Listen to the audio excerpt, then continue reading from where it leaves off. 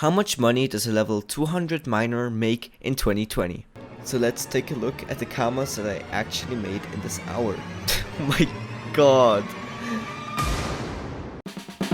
In this video, we're gonna try to get as much money as possible by only using the miner profession. I've done this previously with all other harvesting professions. There's a playlist of all of them if you wanna check it out. Can we beat out all the other harvesting professions and make the most money with this one? Stay to the end to find out how and if I make those KAMAS. Also, only a small percentage of people watching these videos are actually subscribed, so if you want to help me out, subscribing is free and it means a ton to me. So yeah, let's get right into the video. Alright, so with this one I really wanted to surprise, well, every one of us. So during the run, I didn't check my KAMAS, not my KAMAS, I didn't check my inventory to avoid seeing how many resources I gathered and how much they're worth. Now that makes it a little harder to see what's worth harvesting and what isn't, but I thought it would be interesting for the cause.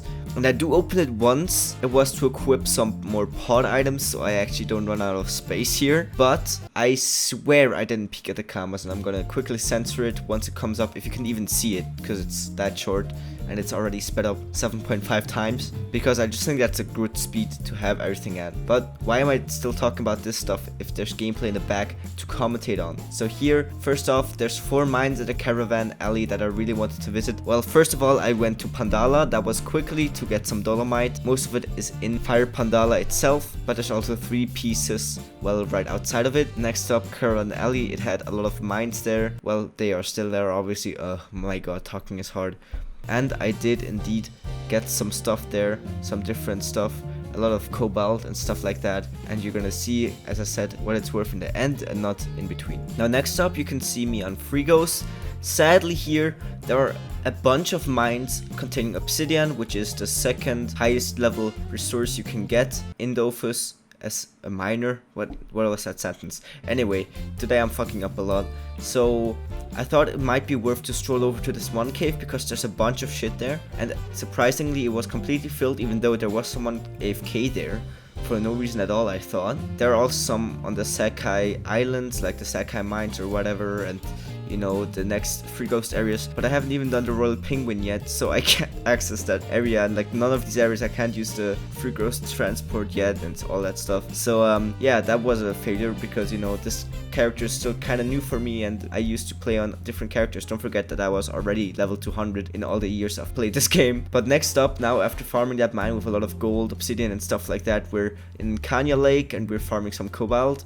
I'm not taking iron with me, that's like the general exception for me because it's just so heavy to carry around and it's worth so little. Now here's a question I wanted to ask for the people that are actually watching past, well, the beginning of the video and the end of the video. So like we're about 3 minutes now. Yeah, so one question I have, there's a poll that's about to pop up. And well, I do have a main method of making money, and I just wondered, would you guys be interested in seeing that? If you want to know details, if you don't already know, I crush items, I craft and crush items for KAMAS usually, but you wouldn't get a lot of information out of it by seeing it, you know, sped up and seeing what happens there. So would you guys actually be willing to watch me crush for 1 hour commentating, just pretty uncut, just me crushing? Would that be something that you're interested in? The reason I don't just do it is because it might just seem lazy and stupid, and I just want to have your confirmation on whether it is actually stupid or not, because as a single person deciding this, I could just be very, very retarded and psychotic, you know, so so yeah, answer that please, I would appreciate that tons. And back to the mining, of course, as you can see, I pretty much completed one of those, well, circles there. I'm back in the caravan alley. I was back in Fire Pandala and got some more dolomite, and I'm gonna get all the stuff here in these few mines again. So the main materials I try to concentrate on here, by the way, is obviously cobalt, as you've been able to see a lot here. The reason is that cobalt has a pretty nice price and you get a lot from it when harvesting it. You can get a good estimation on how much something is worth by, you know, multiplying the amount of KAMAS one of them is worth by the average amount you get by harvesting it. It's very simple and I don't think I have to explain it actually. It's Yeah, well, very simple. And what I hated here is that the caravan alley mines here, they were always just empty. There's stuff like tin in there. Tin is worth a lot, but it's pretty much the rarest material. Dolomite, which I'm also only able to get 3 of. Also silver and gold and obsidian. Those things are basically the main things I wanted to concentrate on, and everything else I take with me. As you can see, this mine is mainly tin. And as you were also able to see, there's people AFKing everywhere. And some of the things are just constantly farmed because of that. And it's kind of sad and annoying to see that, but what can I do? I mean, it's not forbidden to do that. that, and it shouldn't be, obviously. I'm just very salty about that fact. And now I'm back in Free Ghost because I'm getting desperate. Nothing's regrowing, everything's already farmed, there's people everywhere. So now I'm back on Free Ghost in this cave after walking there for like 2 minutes. And as you can see here as well, there's not a lot of stuff actually grown, and you could see another AFK person there. Here again, most things are farmed, but some areas are completely ignored. I'm kind of confused about that. It might just be the RNG of the regrowing being slow and fast, I don't know. Well, I'm not going to complain as long as there's something to harvest. Sadly, there's nothing of a very high value, it's just cobalt, and yeah, copper and bronze is kind of meh. And there's actually one part of the route that I completely ignored in this, well, first cycle here, so you're going to see that in a second. And what I also didn't comment on was me, well, being at the edge of the evil forest. Now that we're talking about it, hey, here I am. These mines are really good for low levels to actually level their professions. There's a lot of copper, bronze, iron, that stuff here. So I thought I was just gonna check and see what was grown there. Sadly, it wasn't much. It's one of the most popular mines as far as I know. And then I went into the work camp area and the area around that part, because there are some mines there. It's really weird because there's also like plants there, but there's a lot of gold, or supposedly there's some tin as well if it's grown, and all that kind of good stuff. As you can see here, I get a few scraps, but that's about it. Again, that's pretty much the story of this video. I get a few scraps.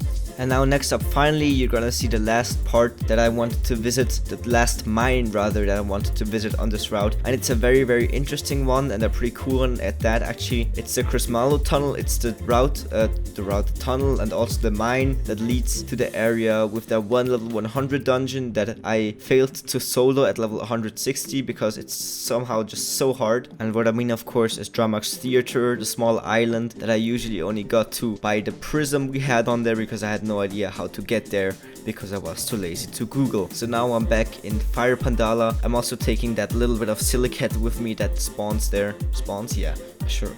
Now familiarize yourself with this place, because we're here again. Cobalt, stuff like that. We take everything that's left with us. We're really just trying to get the last 10 minutes over with, because I didn't have a really good feeling about the KAMAS, considering how much good stuff was already farmed all the time. But now watch this. I walk in here, there's one bauxite, and that's everything.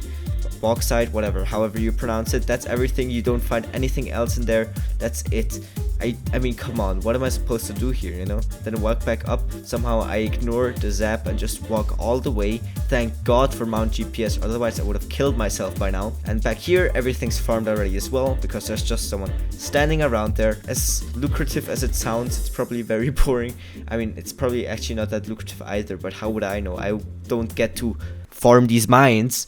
But that being said, I'm back on Free Ghost Island, and I try once again to walk up to the cave, and I wish, I hope, I believe that God is up there helping me out and spawning and having some stuff there just for me, no one else taking it, just some nice obsidian and gold for me, the high value stuff that everyone actually cares about. But then I enter the cave and wow, there's like 5 veins or whatever. It's a very sad moment for me every time. But next up, I just try to salvage something. You can see the hour is almost over and my inventory is almost full as well. So with these last few seconds that I have, thank you for watching through all of this, and let's see how many KAMAS I actually made.